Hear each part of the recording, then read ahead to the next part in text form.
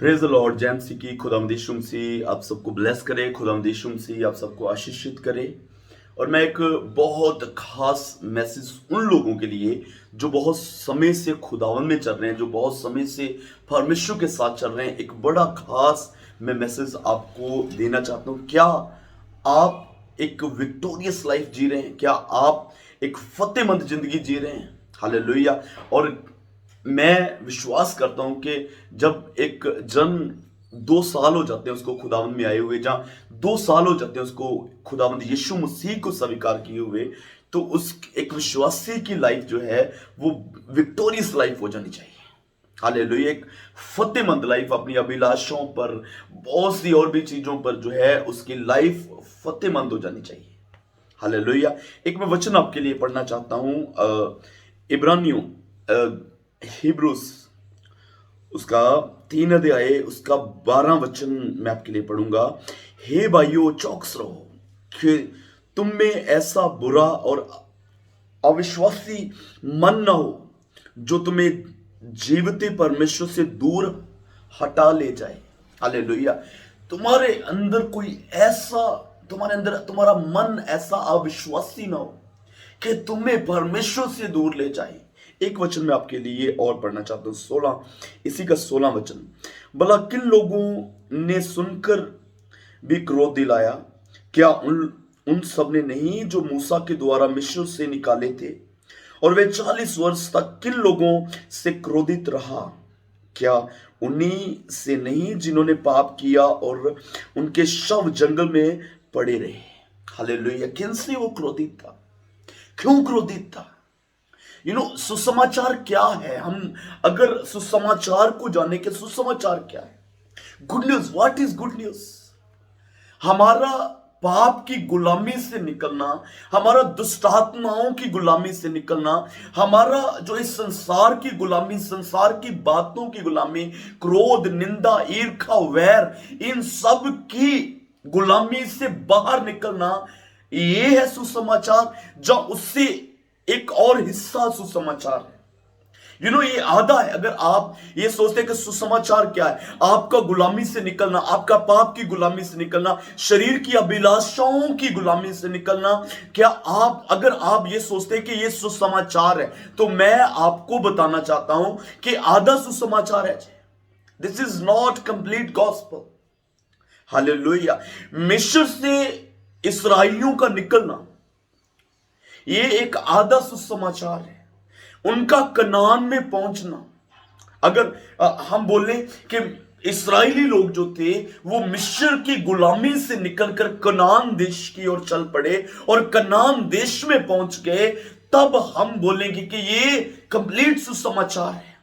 लेकिन अगर परमेश्वर ने उनको निकाला और परमेश्वर के माइंड में ये ना हो कि उनको कहां लेके जाना है, तो ये मेरे अजीज, मेरे प्यारे लोगों, मेरे प्यारे भाई बहन, ये आधा अधूरा सुसमाचार है। ये कंप्लीट सुसमाचार नहीं है। हालेलुया। और अगर हम अपनी लाइफ में सोचें, अगर हम अपनी लाइफ में सोचें कि हम संसार की गुलामी से निकल गए हैं, हम ब्लेसिंग के अधीन आ चुके हैं, हम परमेश्वर की ग्रेस के अधीन आ चुके हैं, हम परमेश्वर की महिमा के अधीन आ चुके हैं, तो मेरे अजीज ये आधा सुसमाचार है। और जब तक आप जो है स्वर्ग राज्य के लिए तैयार नहीं हो जाते, जब आप यीशु मसीह की आमद के लिए तैयार नहीं हो जाते, तब तक आप जो है वो आधे अधूरे सुसमाचार में जी रहे हैं। हालेलुया। बाइबल में यीशु मसीह जब निकोदेमुस को मिले, जब यीशु मसीह निकोदेमुस को मिले, तो उसने कहा कि आपका पानी से और आपका आत्मा से जन्म लेना जरूरी है। हालेलुया। वहां पर यीशु मसीह 2 बपतिस्म की बात कर रहे हैं, 2 बपतिस्मा की बात कर रहे हैं। एक जो है वो बपतिस्म है हमारा पानी से, और जो दूसरा बपतिस्म है वो हमारा है पवित्र आत्मा के साथ। हालेलुया। और हमारा जितना पानी से बपतिस्मा लेना जरूरी है, उतना ही हमारा जो है वो पवित्र आत्मा से बपटाइज होना जरूरी है। हालेलुया। अगर आप मेरे बहन, मेरे भाई, अगर आप पानी से बपटाइज हो चुके हैं, अगर आपने पानी में बपतिस्मा ले लिया है, तो सेकंड आपको क्या है कि आपको पवित्र आत्मा से बपतिस्म लेना है। हालेलुया। और अगर आपका दूसरा पवित्र आत्मा से बपतिस्म हो चुका है, तो आपको पवित्र आत्मा की गाइडेंस के अधीन चलते जाना है, आपको बढ़ते जाना है पवित्र आत्मा की गाइडेंस के अधीन। हालेलुया। जब इस्राएली लोग मिस्र से बाहर आए तो उनका बपतिस्म हुआ। You know, there were two type of बपतिस्म, दो तरह का उनका बपतिस्मा था। एक जो वो समुद्र के बीच में से निकले, दैट वाज फर्स्ट बपतिस्म। और जो दूसरा बपतिस्मा था, जब पवित्र आत्मा उनके ऊपर ठहरता था, जब पवित्र आत्मा उनके ऊपर जुम्बिश करता था बादल के रूप, जब बादल उनके ऊपर आता था, दैट वाज सेकंड बपतिस्म। मैं आपको इन दोनों बपतिस्म के बारे में आज के इस सेशन में समझाऊंगा, लेकिन उससे पहले मैं आपको बताना चाहता हूं, एक वचन हम और भी पढ़ना चाहते हैं। इब्रानियों सेम उसका 4 अध्याय, उसका हम लोग पढ़ेंगे 11 वचन। लिखा है, अतः हम उस विश्राम में प्रवेश करने का प्रयास करें। हालेलुया। लिखा है, ऐसा ना हो कि कोई जन उनके समान आज्ञा ना मानकर गिर पड़े। उनके समान जो मिस्र से निकले थे, उनके समान कोई ऐसा ना हो जो आज्ञा ना मानकर गिर पड़े। क्योंकि अनाज्ञाकारी करना जो है वो गिरना ही है। अनाज्ञाकारी जो करना है वो गिरना ही है। हालेलुया। सो यहां पर लिखा है कि what we have to do, हमें जो, अगर मानो, एक मैं आपको पहले एक बात बताना चाहता हूं, मानो मसीहत क्या है, व्हाट इज क्रिश्चियनिटी, हम किस बेस पर जी रहे हैं। We are living by faith. Bible में लिखा है कि जो धर्मी जन है, जो विश्वासी है, जो धर्मी जन है, वो विश्वास से जीवित रहेगा। They will not live by sight. We do not live by sight, but we will live by faith. Hallelujah. we do not live by sight. हम लोग आंखों की रोशनी के द्वारा नहीं जीवित रहते हैं, जहां आंखों से देखकर जीवित नहीं। अब धर्मी जन जो है विश्वास से जीवित रहेगा। हालेलुया। यू नो, यीशु मसीह का जी उठना, यीशु मसीह का जी उठना और यीशु मसीह की लाइफ, यीशु मसीह का हमें उद्धार देना, उसका मरना और उसका जी उठना, ये एक संपूर्णता ही है। ये हमें एक संपूर्णता की तरफ लेके जाता है, हमें बताता है कि दिस इज जो है कंप्लीट क्रिश्चियनिटी। अगर मानो यीशु मसीह का जी उठना ना हो, अगर यीशु मसीह का जी उठना ना हो, तो मसीहत जो है वो एक सर के बिना जो इंसान हो उसके समान। हालेलुया।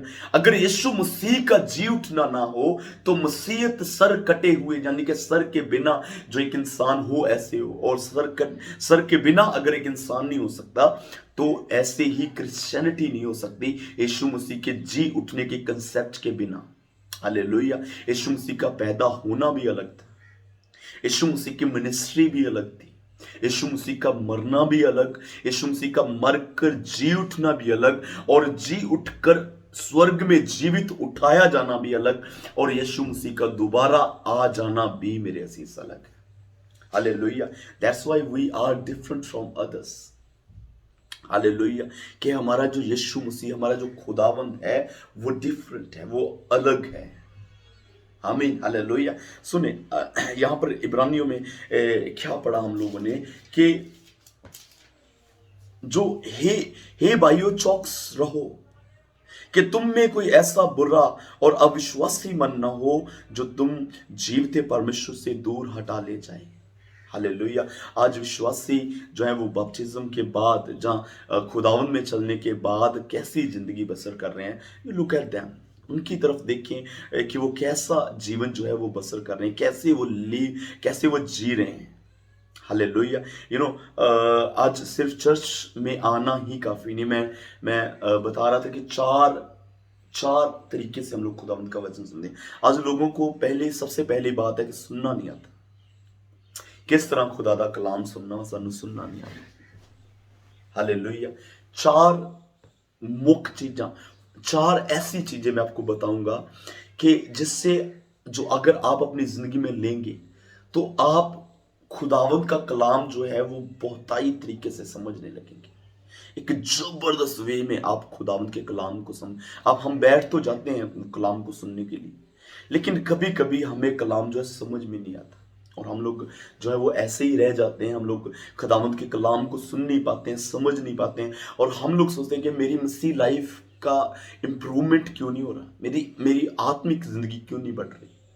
बहुत से ऐसे क्वेश्चन आते हैं, बहुत से ऐसे फ़ोन आते हैं, बहुत से ऐसे कमेंट आते हैं जो डेली और कंटिन्यू पूछते रहते हैं, पास्टर जी हमारी आत्मिक ज़िंदगी के लिए प्रार्थना करें, हमारी आत्मिक ज़िंदगी क्यों नहीं बढ़ रही।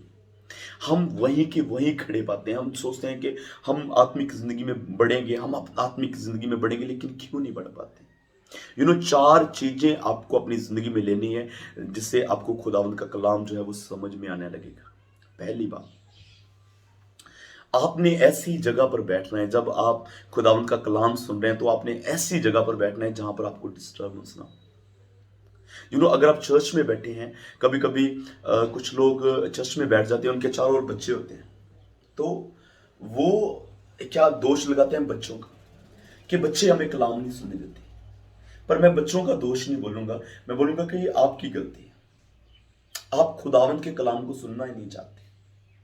अगर बच्चों के साथ बैठे को बच्चे डिस्टर्ब करेंगे, बच्चे नहीं जानते बहुत सी चीज़ों को, वो खुदावंद के कलाम की महत्ता को नहीं जानते।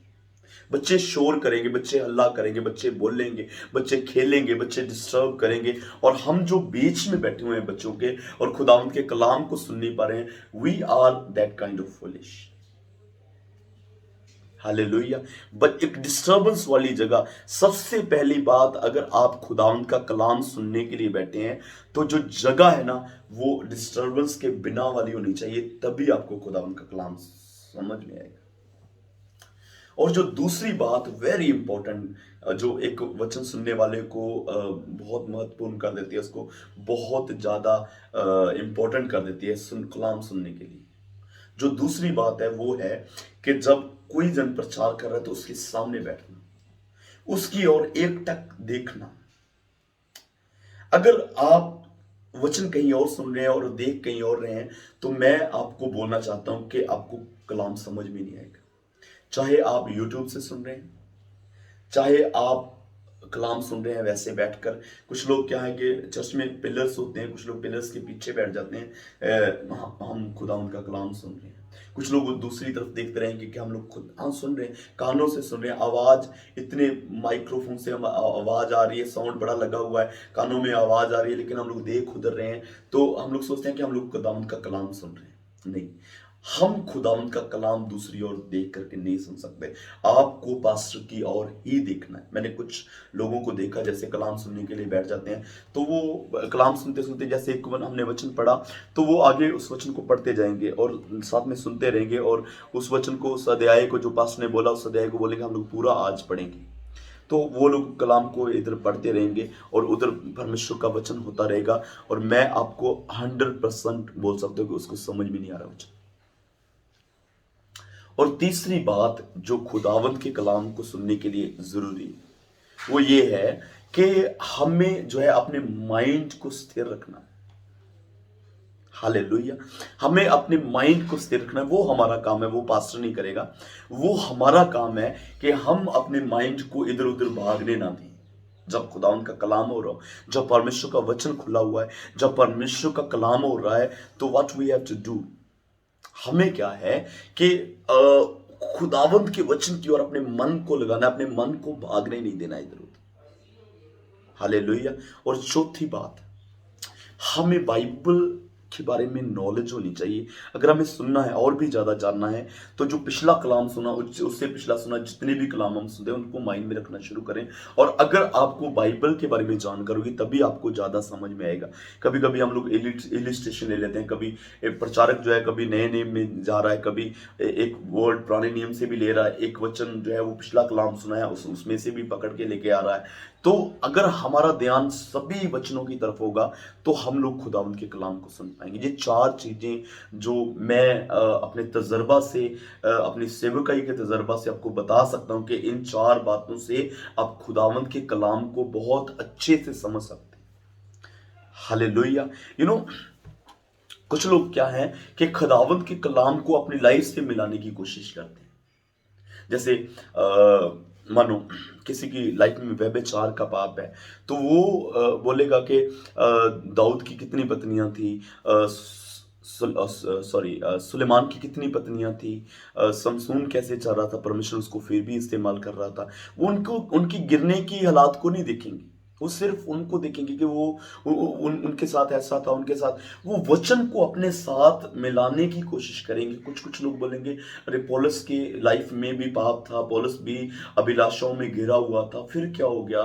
वो अपने को सही करने के नजर में सबको समेटेंगे, बोलेंगे हाँ सभी ऐसे ही करते हैं, सबकी लाइफ में पाप थोड़ा बहुत होता है, तो थोड़ा बहुत जो है वो हर एक जन की लाइफ में पाप आ जाता है, it's not that much big issue, you know, lot of things they will do, lot of things they will do. But मैं आपको बताना चाहता हूं मेरे अजीज, मेरे खुदावंद के लोगों, मैं आपको बताना चाहता हूं कि आप दूसरों के पाप को देखकर अपनी जिंदगी को बर्बाद मत करें। जो बाइबल बाइबल में क्यों लिखा गया लोगों की गलतियां, इसको पवित्र बाइबल लिखा गया। पवित्र बाइबल का मतलब क्या है कि ये किसी का गुनाह नहीं छुपाती, ये किसी की गलती नहीं छुपाती कि प्रभु के दास ने, दाऊद ने गलती कर दी तो ये बाइबल में लिखा नहीं गया। किसी दूसरे जन ने गलती कर दी, लूत ने गलती करी, उसको नहीं लिखा जाएगा। अब्राहम ने गलती करी, उसको नहीं लिखा जाएगा। जब किसी ने भी गलती करी उसको नहीं लिखा। पवित्र बाइबल इसलिए पवित्र है कि इसके अंदर कुछ छुपा हुआ किसी का नहीं, कि दूसरों की गलतियां क्यों लिखी गई बाइबल में। आप मेरी बात को समझने की कोशिश करें। बहुत से लोग जो है वो बाइबल को इसीलिए पढ़ते हैं कि हम लोग बाइबल की गलतियां पकड़ सकें। मैं आपको बताना चाहता हूं कि आप किसी को किसी भी नजर से देखेंगे, आपको वो वैसा ही नजर आने लगेगा। अगर आप मुझे एक चोर की नजर से देखेंगे, ये चोर है, ये चोर है, बार बार वही नजर से देखेंगे, तो मैं आपको चोर नजर आने लगूंगा। अगर कोई जन किसी को किसी भी लिहाजे से देखेगा तो उसको वैसा ही नजर आएगा। अगर आप बाइबल को जीवन समझ कर लेंगे अपनी जिंदगी में तो ये जीवन है। हालेलुया। कुछ लोग इसकी गलतियां पकड़ने के लिए इसको बाइबल को पढ़ते हैं। तो मैं आपको बताना चाहता हूं कि ये पवित्र ग्रंथ, ये पवित्र बाइबल किसी की गलती को छुपाती नहीं, हर एक जन की गलती उजागर है। क्यों बाइबल में लिखी गई? मानो किसी ने कुछ गलती करी, उसको बाइबल में क्यों नोटिस करवाया गया, उसको बाइबल में क्यों लिखा गया, ये बात समझने की जरूरत है कि ये क्यों लिखा गया। इसलिए लिखा गया कि आप वो गलती ना दोहराएं, क्योंकि हम लोग दूसरों की गलतियों से ज्यादा समझते हैं। हम लोग दूसरों की, कोई अच्छा काम कर रहे हैं उससे हम लोग अच्छी सीख ले सकते हैं, कोई गलत काम कर रहे हैं उससे हम लोग चौकस हो सकते हैं अपनी लाइफ में कि मुझे ऐसा काम नहीं, उसने गलत किया, उसके साथ क्या हुआ था। सुलेमान ने गलत किया, उसके साथ क्या हुआ था। दाऊद ने गलत किया, उसके साथ क्या हुआ था। समसून ने गलत किया तो उसके साथ क्या हुआ था। अब्राहम ने गलत किया तो 13 साल पीछे गिर गया था। Now we need to understand this. हमें वो चीजों समझने की जरूरत है कि अगर बाइबल में ये मेंशन है चीजें तो क्यों मेंशन, अगर ये चीजें जो है वो बाइबल में मेंशन है, why all these things mention in the Bible. Hallelujah. क्यों परमेश्वर को जरूरत थी, वो तो दोबारा समझेंगे नहीं, अगर वो जिनके बारे में लिखा गया वो तो पढ़ेंगे नहीं। हालेलुया। जैसे हम लोग कभी कभी जनाजा समझते हैं, जो किसी की डेथ हो जाती तो लास्ट जो है उनका सफर जो होता है वो पास्टर वहां पर प्रीच करता है। तो कुछ पास्टर जो है वो सोच रहे हैं कि हम इसी के लिए प्रीच कर रहे हैं, लेकिन मैं वहां पर पहले से ही बताता हूं, जब भी मैं किसी डेथ पर मैं प्रीच करने के लिए गया तो मैंने ये बात सबसे पहले लोगों को बोली कि ये जो मैसेज मैं बोलने के लिए ला रहा हूं ये इनके लिए नहीं है जो मरा पड़ा है, ये इसके अभी कान है लेकिन ये सुनेगा नहीं। ये जो मैसेज आज डेथ पर बोला जा रहा है ये आप लोगों के लिए, that you have to understand. Hallelujah. हम लोग कितनी भी कोई जवान मौत हो, हम लोग पहले उनको छुप कराते हैं कि अगर आपको आज, अगर हम लोग यहाँ पर आए हैं तो कुछ चीजें समझने की यहाँ पर जरूरत है। ये जो कब्र स्थान है वो हमें क्या शिक्षा देता है कि एक दिन भाई तुझे यहाँ पर आना है। You have to come here one day. Understand this, keep in this mind कि आप कोई भी हैं, आप किसी भी धर्म से हैं, मौत को आपने फेस करना ही है। आप कोई भी धर्म के हैं, कहीं पर भी रह रहे हैं, किसी भी चर्च में जा रहे हैं, कहीं पर भी जी रहे हैं, कैसी भी लाइफ जी रहे हैं, एक बात आप समझ लें कि आपको मरना है और उस जीवित परमेश्वर के सामने एक बार आपको खड़ा होना पड़ेगा। हालेलुया। उस जीवित परमेश्वर के सामने आपको खड़ा होना पड़ेगा। बाइबल नहीं बताती कि आपको दोबारा धरती पर आना। बाइबल बताती है आपकी एक बार डेथ होगी तो आपको उसके बाद ये जो जिंदगी आपको परमेश्वर ने दी है, ये परमेश्वर की दया है, अनुग्रह है, जो बख्श है परमेश्वर की, हमें जो जिंदगी दी है उसकी दया है। Hallelujah. What we have to do in this life. कुछ कुछ लोग वचन को अपने साथ मिलाने की कोशिश करते हैं। जो लोग कभी कभी शराब पी लेते हैं ना, तो वो तिमोथियस की एक पत्री को लेकर के आएंगे कि एक बार किसी पास्टर से किसी पास्टर से किसी जन ने पूछा कि ये देखो बाइबल में लिखा है कि थोड़ी सी पी लिया कर। तो पास्टर ने बड़ा ही अच्छा रिप्लाई किया। उस पास्टर ने कहा कि तुझे इतनी बड़ी बाइबल में सिर्फ यही वचन मिला पढ़ने के लिए? इतनी बड़ी बाइबल है, क्या तुझे यही वचन मिला पढ़ने के लिए कि थोड़ी सी पी लिया कर? बाकी तुझे कितने बाइबल जो है वो क्या कुछ बोल रही है, नशे के बारे में क्या बोल रही है, वो तुझे कभी नहीं दिखा, वो तुझे कभी नहीं मिला वचन। क्या तुझे यही वचन मिला पढ़ने के लिए, देखने के लिए कि एक पैग लगा लिया कर?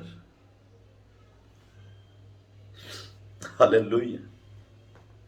ऐसे लोग जो है वो जी रहे हैं, अपने बाइबल को अपने साथ मिलाने की कोशिश कर रहे हैं।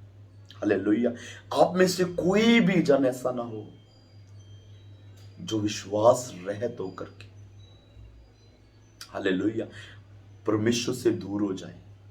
और मैंने क्या बताया कि पुराने नियम में जब इस्राएली लोग जो मिस्र से निकले तो उनमें से सिर्फ 2 लोग पहुंचे, बाकी सब लोग वहां पर जो है वो मारे गए। क्यों मारे गए? क्योंकि उनके अंदर वो पाप को खत्म नहीं कर पाए, वो विक्टोरियस लाइफ जी नहीं पाए। हालेलुया। उनकी उनकी लाइफ जयवंत नहीं थी, उनकी जिंदगी जयवंत नहीं थी। अगर हम लोग जयवंत लाइफ जिएंगे, अगर हमारी लाइफ जो है वो जयवंत होगी। मैं आज अपने सेवादारों से कभी डिस्कशन कर रहा था अपने लिहाजी के साथ कि जो कुछ आज पंजाब में हो रहा है, अमृतपाल सिंह जो कुछ बोल रहे हैं, what we have to do. हम बहुत उसको हीट दे रहे हैं, हम बहुत उस पर ध्यान दे रहे हैं, बहुत उसको सुन रहे हैं, रिप्लाईज कर रहे हैं, बहुत रिप्लाईज आ रहे हैं। और उससे क्या होता है कि वो बंदा समझ रहा है कि मैं बहुत इंपॉर्टेंट हूँ, सब लोग मेरे बारे में बोल रहे हैं, सब लोग मेरे बारे में बोल रहे हैं। आज अगर एक भी बयान उसके उसके लिए ना हो तो अपने आप सब कुछ शांत होने वाला है। सब जन अपने अपने कामों में लगे रहे हैं। कोई जन बात कर रहा है, यू नो।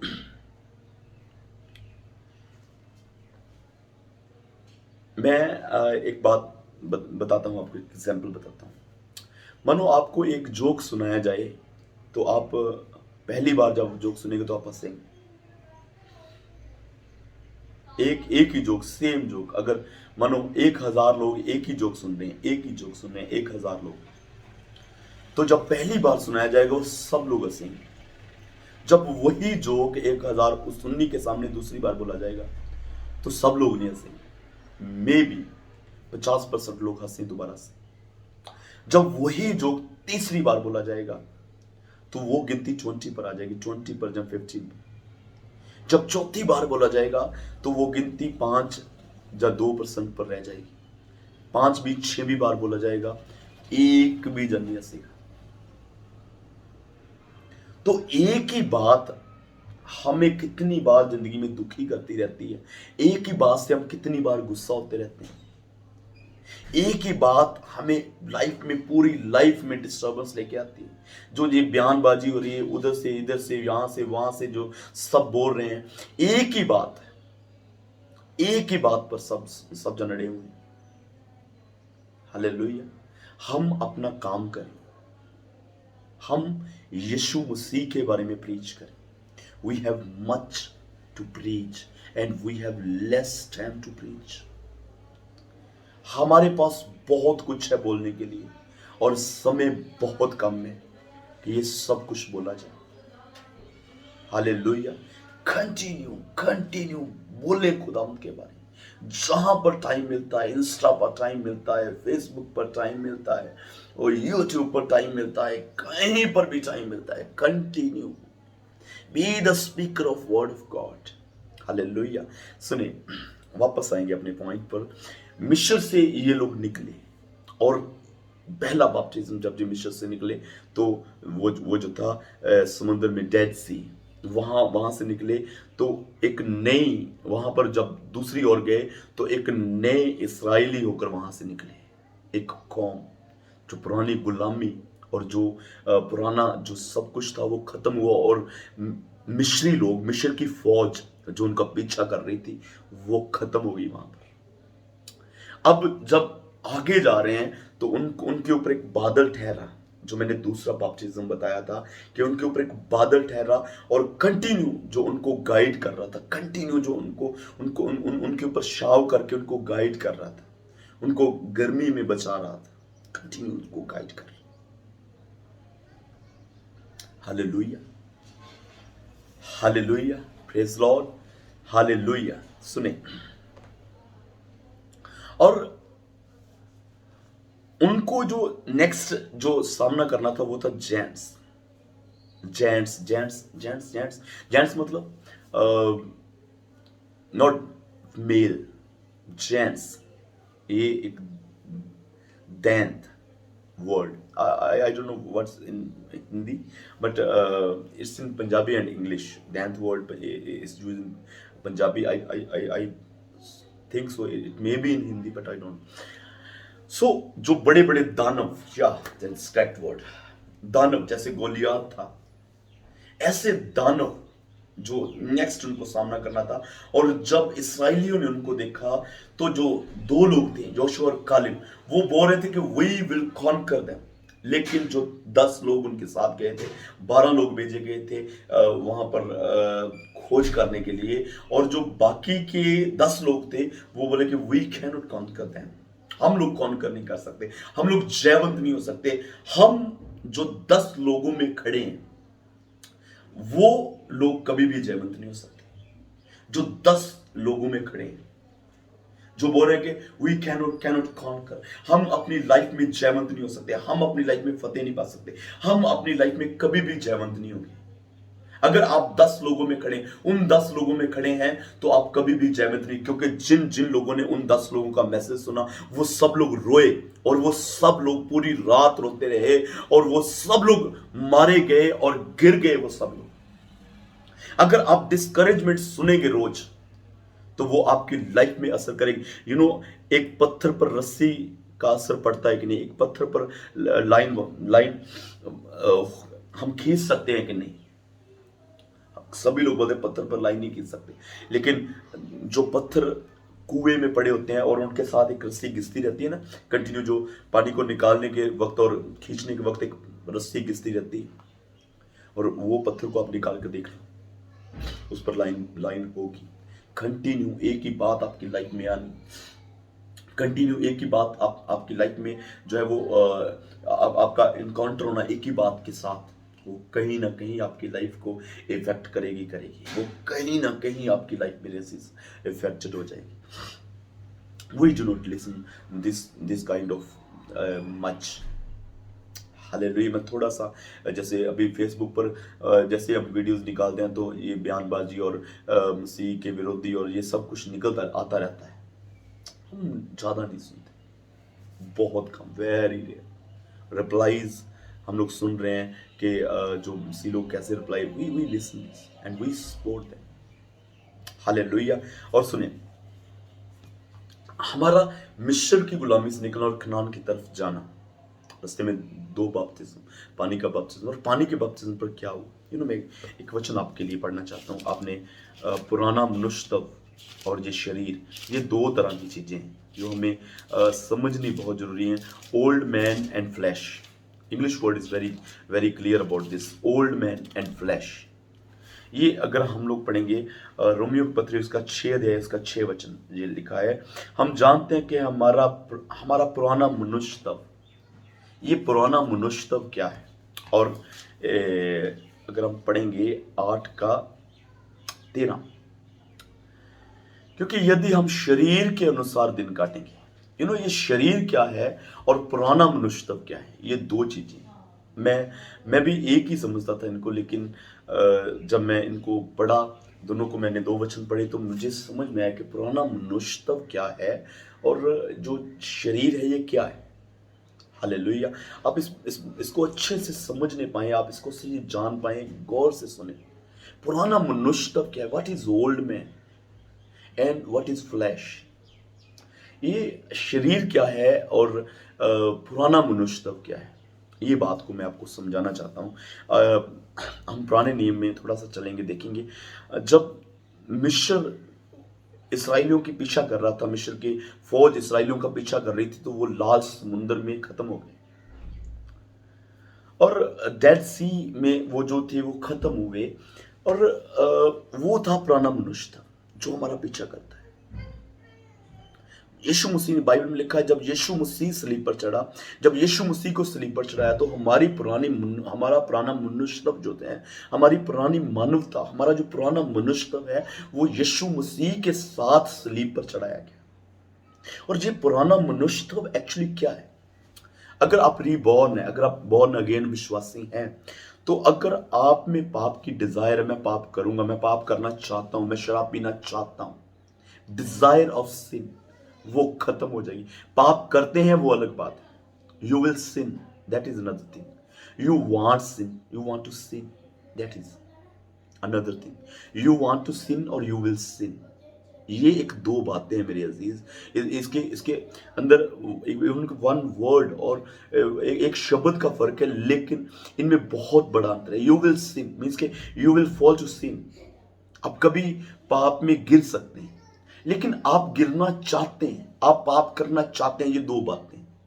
पता नहीं आपको समझ में आ रहा है कि नहीं आ रहा, आई डू नॉट नो, लेकिन मैं आपको ये समझाने की कोशिश करता हूं। डिजायर ऑफ सिन, ये हमारा जब यीशु मसीह सलीब पर चढ़ाया गया और हमने यीशु मसीह पर ट्रस्ट किया, तो जब हमने पहला बपतिस्म लिया, तो खुदावंद परमेश्वर ने हमारा जो पुराना मनुष्यत्व है उसको सलीब पर चढ़ा दिया। That was crucified with Jesus Christ. आमीन, हालेलुया। और जो फ्लैश है वो अलग है, मैं उसके बारे में आपको अभी जस्ट बता रहा हूं। लेकिन डिजायर ऑफ सिन, पाप करने की इच्छा और पाप में गिरना, ये दो बातें हैं मेरे। प्रभु का दास पौलुस बोलता है, जो मैं करना चाहता हूं वो नहीं कर पाता, लेकिन जो मैं नहीं करना चाहता वो ऑटोमेटिकली मुझसे हो जाता है। मैं गुस्सा नहीं होना चाहता, मैं क्रोधित नहीं होना चाहता, लेकिन हो जाता हूं। सिचुएशन, हालात, यू नो, अगर आप क्रोधित होना चाहते हैं, अगर आप गंदगी में पड़ना चाहते हैं, वो मीन्स कि आप रीबॉर्न नहीं है, आप बोर्न अगेन विश्वासी नहीं है, आपका दोबारा से जन्म नहीं हुआ। हालेलुया। आपको सोचने की जरूरत है। आपके अंगीकार में खोट हो सकती है, आपके अंगीकार में प्रॉब्लम हो सकती है। You have to check it again in your life. Hallelujah. और फ्लैश क्या है? ये है इच्छाएं, अभिलाषाएं, जो हमें ऑलवेज डिस्टर्ब करती हैं। ये है जेंट्स, दानव, जो बहुत बड़े बड़े हैं और उनको गिराना, गुस्से का दानव, लालच का दानव, व्यभिचार का दानव। ये दानव जो है वो बहुत से विश्वासियों को और सेवकों को गिरा रहे हैं। What we have to do? We have to live under the grace of God and we have to live under the Spirit of God. हमें परमेश्वर की आत्मा के अधीन रहना। We have to live under the Spirit of God. Hallelujah. We have to live under the Spirit of God. हमें परमेश्वर की आत्मा के अधीन रहना है। Hallelujah. Hallelujah. You must understand these things. आपको इन बातों को, दो चीजों को समझना है।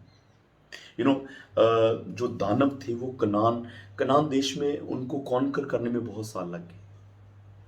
एक ही दिन में, आप ये बात समझ लें कि एक ही दिन में उन्होंने जो था वो कनान को कॉन्कर नहीं किया था, लेकिन उनको टाइम लगा था इसराइलाइज को। हालेलुया।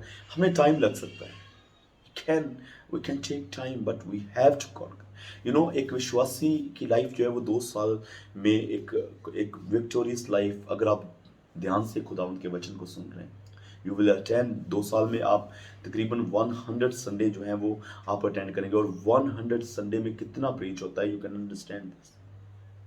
हालेलुया। मुझे दूसरे चर्चेस का पता नहीं, लेकिन हमारे चर्च में mostly more than 1 hour will preach.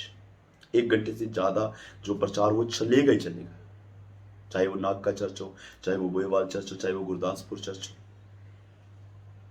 खुदावंत के अनुग्रह से भी जो है वो 5th ब्रांच हम लोग जो है वो ओपन करने के लिए जा रहे हैं, जो फतेहगढ़ चूड़िया में है। प्रभु के नाम की महिमा हो। खुदावंत यीशु मसीह को सारा इज्जत जलाल महिमा मिले। इन सब बातों के लिए प्रभु यीशु मसीह का नाम ऊंचा हो। We are not taking any glory. आमीन, हालेलुया। सुने, यहाँ पर 2 बपतिस्म मैंने बताए और 2 तरह के दुश्मन मैंने आपको बताए। एक जो पुराने मनुष्य है, वो इसराइल जो मिस्र थे उनको खुदावंद यीशु मसीह ने खत्म कर दिया, उनको परमेश्वर ने खत्म कर दिया। जैसे वो समुद्र के बीच में इसराइलियों को उसमें इसराइलियों ने नहीं मारा उनको। हालेलुया। वो अपनी दीवारों पर ब्लड लगाना, वो वहां से आजाद होकर निकलना और इसराइलियों का वहां पर खत्म होना, it's all symbol of new testament. आमीन, हालेलुया। और एक मसीह लाइफ क्या है, मैं मोस्टली जो है मेरे आप सरमन देखेंगे, मोस्टली मेरे सरमन कुछ ब्लेसिंग के होंगे, लेकिन मोस्टली सरमन होंगे वो मसीह लाइफ के बारे में होंगे। पाप पर कैसे फतेह पानी, कैसे हमने अपनी लाइफ में आगे बढ़ना है। आमीन, हालेलुया। और यहाँ पर एक बार फिर से मैं सेम सरमन लेके आया हूँ कि we have to, hallelujah, we have to conquer our flesh and our desires. Hallelujah. हमें जो है वो अपने खुदावंद में आगे बढ़ना है और इन सब चीज़ों को पाँव के तले रोते जाना है। आमीन। खुदावंद आपको ब्लेस करे, प्रभु यीशु मसीह आपको आशीष करे। May God bless you. खुदावंद यीशु मसीह में बने रहे। आमीन।